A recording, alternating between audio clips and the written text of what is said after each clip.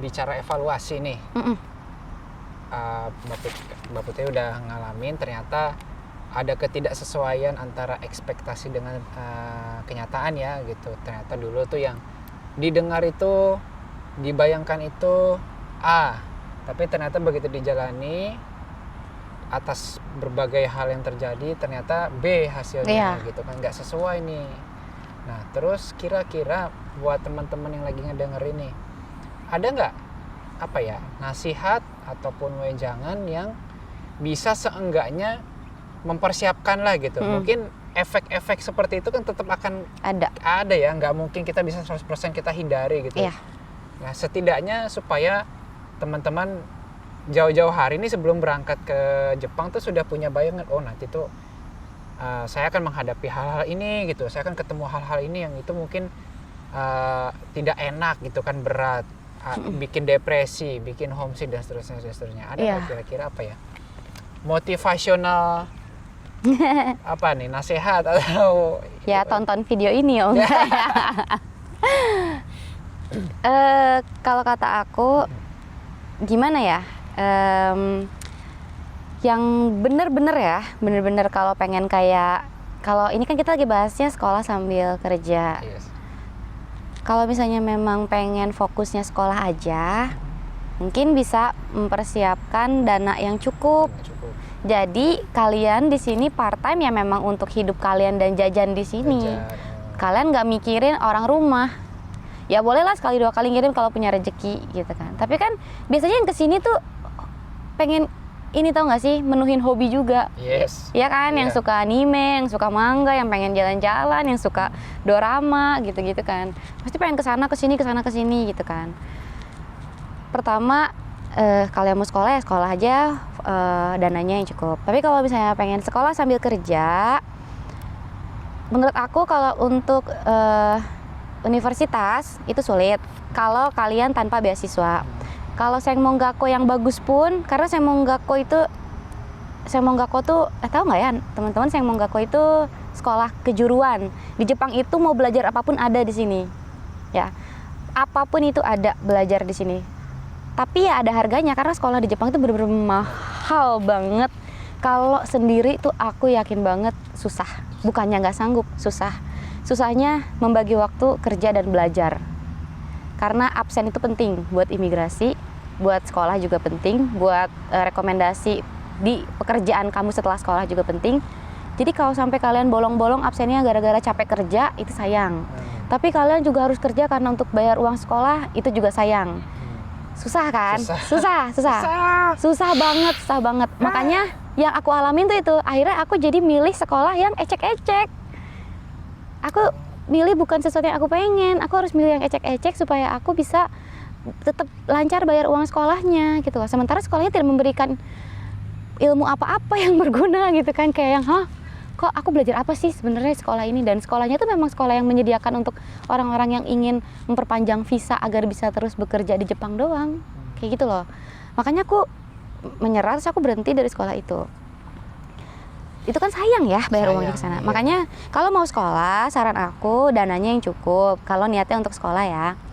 Kalau misalnya mau sekolah sambil kerja, ya jangan berekspektasi untuk bisa sekolah di sekolah yang bagus sesuai keinginan kalian. Kalau memang kalian cukup dengan bersekolah di tempat aku sekolah dulu, yang penting kalian bisa bekerja sambil kerja dan nerima banyak uang, ya nggak apa-apa. Itu kan kembali ke kalian nyamannya gimana, iya kan? Kalau aku kan nggak gitu. Kayak gitu sih, cuman ya siap-siap aja. Imigrasi dan pemerintah Jepang itu ke Ryugakusei termasuk yang ketat.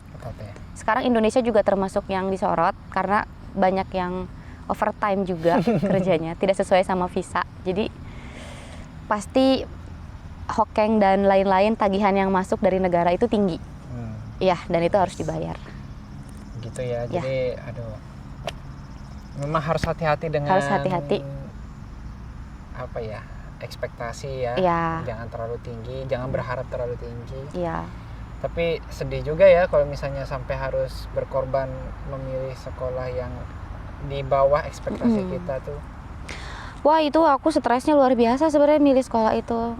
Tapi sebenarnya tadinya cuma setahun memang, kayak batu loncatan. Aku nanti akan lanjut ke sekolah mangga yang bagusnya, yang beneran sekolah mangga. Emang sekolah mangga kan rata-rata mahal ya. Yes. Di Osaka ceritanya keterima memang. Tapi waktu itu ada karena aku tinggal di apartemen yang rada-rada mahal. Nah ini kalian tuh harus hati-hati milih apartemen. Memang bagus apartemennya, tapi kan kita bayar sendiri ya. Iya. Yacin atau biaya apa sih? Biaya Iya, kontrakan. Biaya kontrakan. Biaya kontrakan apartemen, kos. Itu mahal, makanya rata-rata pada satu apartemen itu 3 orang, 2 orang. Waktu itu aku 2 orang. Pas temen aku pulang ke Indonesia, aku sendirian. Nah itu, aku mulai perekonomianku luluh lantah. Akhirnya uang buat sekolah aku pakai dulu buat kehidupan sehari-hari. Akhirnya aku jadi nggak bisa ngambil sekolah itu. Aduh, ya ampun. Intinya duit. Kalau misalnya di sini tuh duitnya harus kuat banget. Harus kuat. Support dari keluarga, dari orang tua. Iya. Dari mana ya? Oke.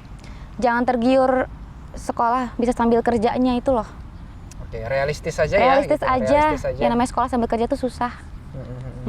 Kecuali kalau itu tadi ya, kerjanya itu hanya sebatas buat jajan-jajan sendiri. Jadi ya, kerjanya cuman ya 4 jam doang 4 pulang jam. kerja. Itu asik. Lifestyle yang kayak gitu tadinya aku pun berpikir begitu. Aku pikir cukup gitu. Ternyata enggak. 28 jam kerja ternyata aku cuma ngehasilin segini. Ini buat kehidupan sebulan pun nggak cukup, Pak Gurit. Iya sih. Bayar sekolah aja mahal. Karena kan aku bayar sekolah sendiri ya, teman-teman. Tapi kalau misalnya kalian memang udah dibayarin sama orang tua, ya nggak apa-apa. Kalian part-time buat jajan di sini nggak masalah. It's okay. Pernah dibilang nggak dulu kalau misalnya biaya listrik, gas, apalagi ya, air, internet itu bakal tinggi, biaya rumah, sewa apartemen itu akan tinggi tuh? Diceritakan nggak dulu tuh? Diceritakan, tapi karena pihak sekolah dan pihak agensi udah ada kerjasama untuk kita pertama kali datang tinggal di asrama sekolah, tidak terlalu mempromosikan untuk hitorigurasi atau tinggal sendiri. Jadi waktu itu aku awalnya pengennya sih tinggal sendiri, Pak Gurit. Aku maunya tinggal sendiri nih, Teh, aku bilang gitu kan. Udah di asrama aja, aku nggak bisa tinggal sama orang, aku bilang gitu kan. Tapi ya di situ kamu belajar toleransi, apalah dulu dia bilang kayak gitu. Terus aku coba. Dan kalau memang sekolah kalian ada asramanya dan asramanya oke, kenapa enggak? Masalahnya asramanya tuh nggak oke, jadi anak-anak tuh banyak yang keluar. Bener-bener nggak. Ya udah gitu, mendingan kalian nyewa apartemen sendiri, tinggal rame-rame sama temen yang cocok daripada tinggal di asrama itu. Yang disediakan. Ya? Bisa hemat, bisa. Tapi apa ya? Ya gitu deh, asrama sekolah gimana sih? Yes. Iya. Kebayang. Kurang ini sih, kurang aku kurang rekomendasi. Kurang PW gitu ya. Kurang PW banget. Oke. Kalau misalnya yang mau cari yacin murah atau misalnya nyari tempat tinggal yang murah, itu sebenarnya bisa kok. Kalau kita nyari sendiri, ya. Kita pinter-pinter nyari aja. Bahasa Jepang harus udah jago. Itu paling penting. Kalau nggak mau bego di sini, nggak mau ketipu. Aku ngomong kasar ya. Kalau nggak mau ketipu di sini, bahasanya dibagusin. Sebenarnya bukan ketipu sih, bukan cuman ketipu sih. Inform ya. Misleading. Enggak kok, beneran. Ada yang suka nipu-nipu gitu. Orang asing. Orang asing itu banyak ketipu sebenarnya. Gitu ya. Iya, apalagi sama Haken Kaisha. Apa ya Haken Kaisha bahasa Indonesianya? Iya, insurance company. Haken. Oh, Hakeng. Bukan Hokeng. Bukan. Sorry. Apa ya, rekrut? Ya, apa sih itu kalau di Indonesia? Ada kok di Indonesia juga kayak perusahaan yang gitu apa ya? Di sini tuh banyak banget. Itu rincian gaji kalian, terus kalian apa sih namanya? Kayak sebenarnya aku tuh kerja harusnya dapat uang berapa dan aku dapat cuti berapa apa segala macam itu. Haken Kaisha tidak transparan. Jadi kadang banyak yang ditipu. Diambil di merekanya gitu ya. Iya, dan mereka udah overtime, gaji tidak sesuai, itu banyak banget yang ngalamin kayak gitu.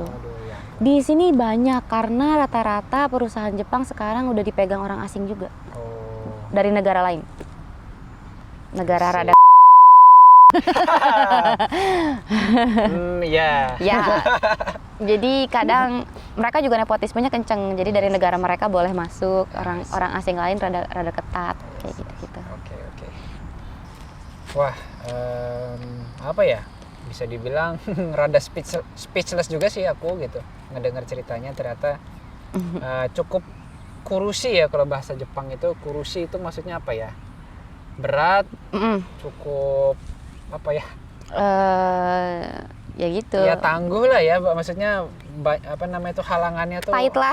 Ya pahit ya, pengalamannya cukup pahit juga. Tapi salut Nggak sih pahit buat doang tapi. iya, salut sih buat Mbak Putri dan teman-teman yang bisa bertahan sejauh itu gitu dengan berbagai macam latar belakang ya motivasinya. Terima kasih. Mudah-mudahan tetap terus dikuatkan sih ke depannya ya gitu. Ya. Ya mudah-mudahan juga adalah mudah teman-teman mohon didoakan nih Mbak Putri dan teman-teman supaya dikuatkan terus ke depannya nanti menjalani hari-hari Amin. sekolah dan belajarnya, oke? Amin. Amin. Nah, karena dari tadi tuh kesannya kita agak sedikit negatif tone-nya. Iya. Mungkin pengen didengar juga nih positifnya apa nih? Karena nggak mungkin dong segalanya tuh negatif, pasti ada positifnya juga. Nah, mungkin Ada, bisa tenang diceritain aja. Gimana? Banyak banget ya. Apalagi kalau emang dari awal suka Jepang. Yes. Sebenarnya tidak terlalu jatuh sih ekspektasinya. Cuman aku jadi berpikir ulang kalau mau tinggal lama di sini harus sebagai apa? Oke. Kayaknya lebih enak. Aku nggak tahu ya dari sisi Pak Gurit enak atau enggak sih jadi seorang apa sih pegawai kantoran di Jepang gitu. Tapi kalau dari kacamata aku kayaknya mendingan dirimu karena apa? Udah terjamin sama perusahaan gitu loh, kayak kokeng dan lain-lain tuh nggak usah mikirin kan, gitu kan. Tinggal mikirin hidupnya Pak Gurit doang. Jadi kalau aku rada berubah pemikirannya, kalau misalnya emang mau sekolah lagi ya finansialnya diperkuat. Tapi kalau pengen tinggal lagi di sini, antara menikah dengan orang sini, menikah dengan orang yang tinggal di sini, atau yang paling gampang tapi susah juga diterima di kerja langsung di perusahaan Jepang. Oke. Kayak kalian gitu. Yes. Itu menurut aku lebih oke untuk tinggal di sini, untuk menikmati gimana sih lifestyle Jepang tuh gitu kan. Yes. Itu Daripada emang harus sekolah diakui. sambil kerja. Ya. Itu aku akui memang. Dan positifnya di Jepang itu banyak banget dari awal aku datang karena di sini negaranya disiplin banget ya, kerasa Ya, kan? betul. Dari mulai buang sampah kita harus beda-bedain mana plastik, mana yang mudah dibakar. Terus kayak lampu merah lalu lintas pun tertib banget. Jadi kita kalau naik kendaraan lebih hati-hati. Terus banyak hal yang inovatif di sini tuh. Yep. Kayak sekarang kan lagi corona, lagi COVID kayak gini. Mereka tahu nih kalau lagi musim panas pakai masker panas dan mereka itu keluarin masker yang dingin. Iya, mereka keluarin masker yang dingin, mereka keluarin face shield. Iya. Terus gimana lah caranya mereka supaya orang-orang tuh tetap terpenuhi kebutuhannya. Dan itu tuh cepet banget. Cepet banget, nggak usah nunggu lama, langsung keluar, langsung udah mikirin. Nanti kalau misalnya COVID masih ada sampai musim panas itu langsung keluar. Jadi itu enaknya Jepang tuh.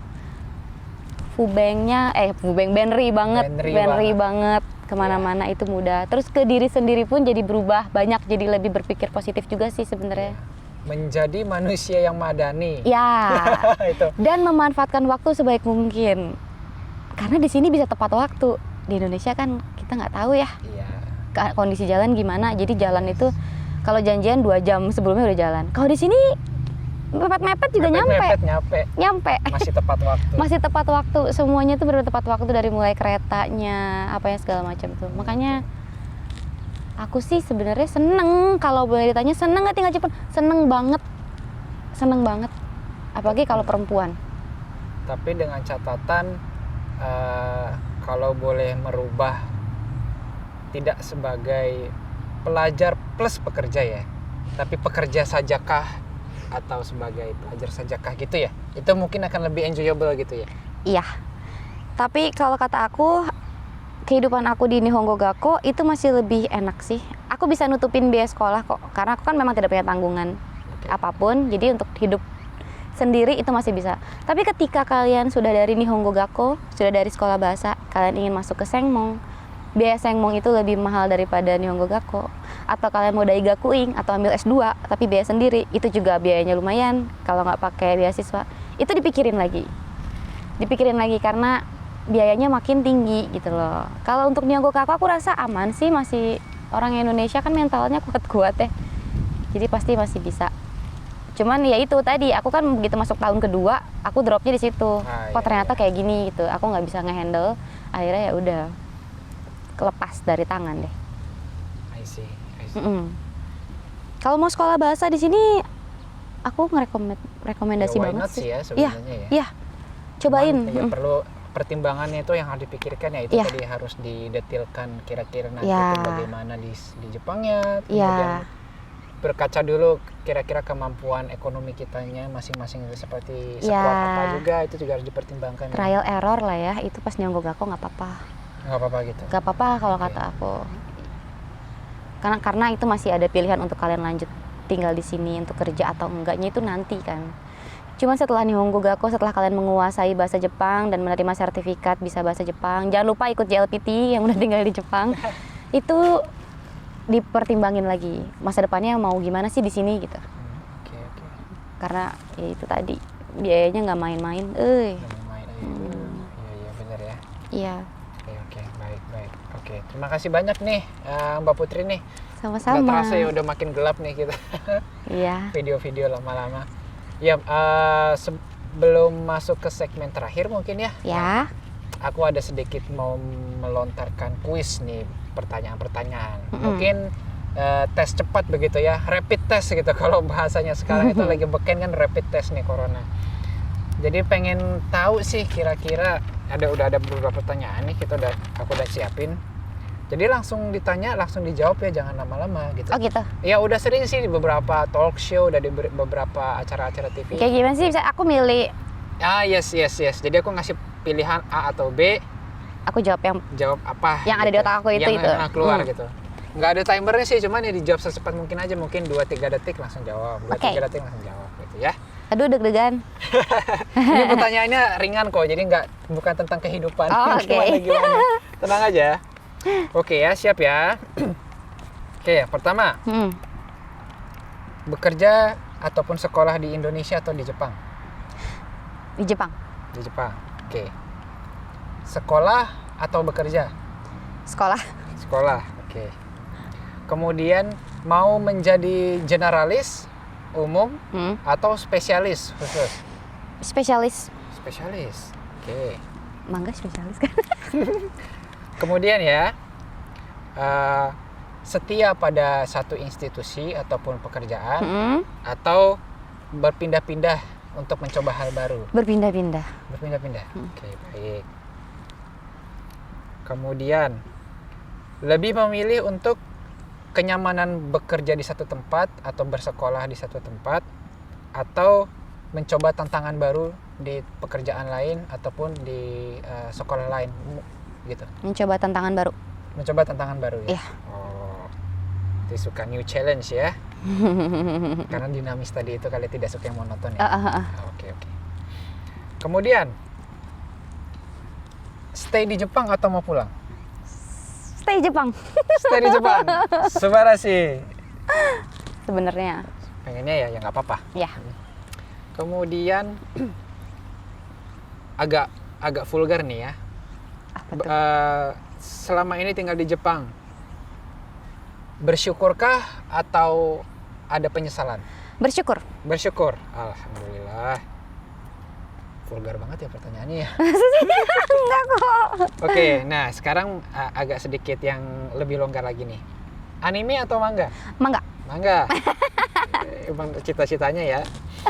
Kemudian dorama atau drakor? Aduh, susah.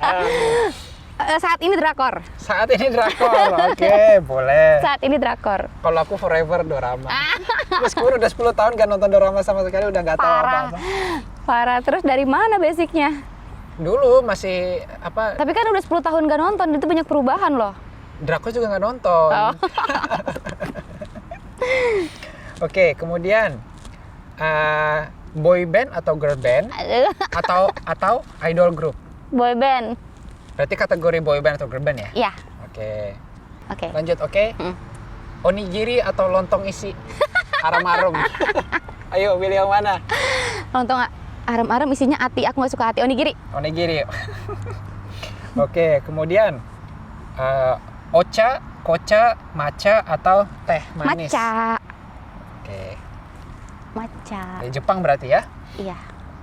Kemudian ramen atau mie ayam pangsit? Indomie kek pilihannya. Kalau Indomie ya di sini juga mie instan dong. Mie ayam pangsit. Mie ayam pangsit. Okinawa atau Kyoto atau Bali atau Yogyakarta? Dua-duanya belum pernah, Bali sama Yogyakarta. Bali, Jogja. Yes. Ya ampun, aku 3 tahun di sini belum pernah ke Kyoto. Ya, itu fakta. Banyak kok yang gitu. Aku juga Kyoto sekali sih. Mm-mm. Hokkaido belum, Okinawa belum. Kyoto. Iya, Kyoto, Kyoto baru sekali. Iya. Gitu. Oke, waduh. I see. Terima kasih nih ya Mbak Putri udah Sama-sama. ikutan kuis kecil-kecilan nih biar sedikit relax sedikit kita. Oke. Baik, oke. Segitu sih paling pertanyaan dari aku pribadi ya. Kelihatannya juga udah cukup banyak yang udah diangkat kisahnya.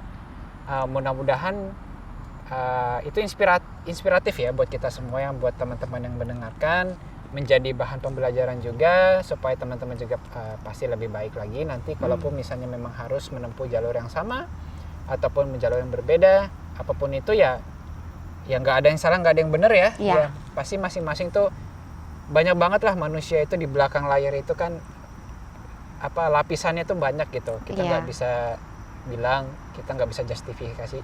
Iya. Kamu harusnya tuh begitu, kamu tuh harusnya begitu, harusnya menghindari begini.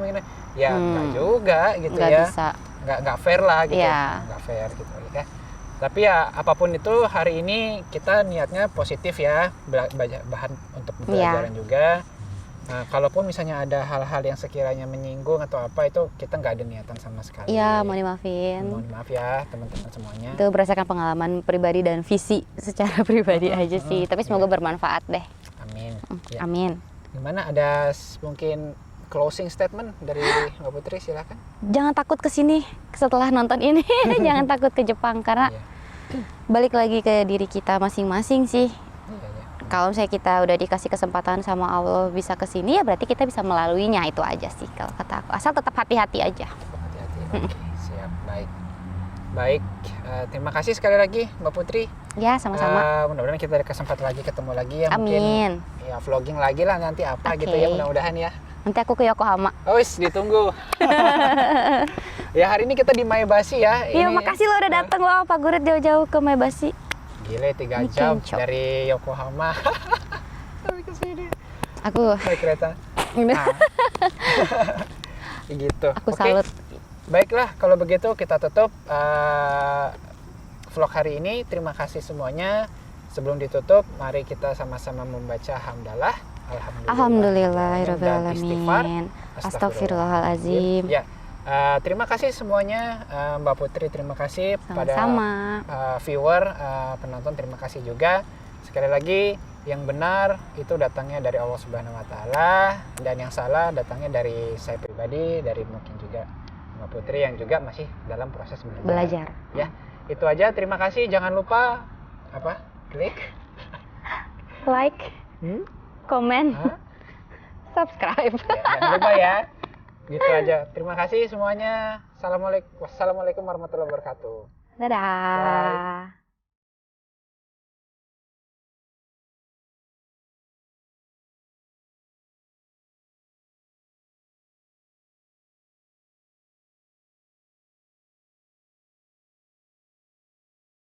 Masuk lebih dalam ke situ. Ini mau sedikit aja contekan ya. Gitu. Udah nyiapin beberapa pertanyaan sih biar lebih tertata lah gitu pertanyaannya. Prepare sekali. Prepare ini pakai mic segala macam, ini kamera ada 2 loh. Jadi sumpah niat banget lah, keren. Subscribe ya, like, comment, share, oke? Oke.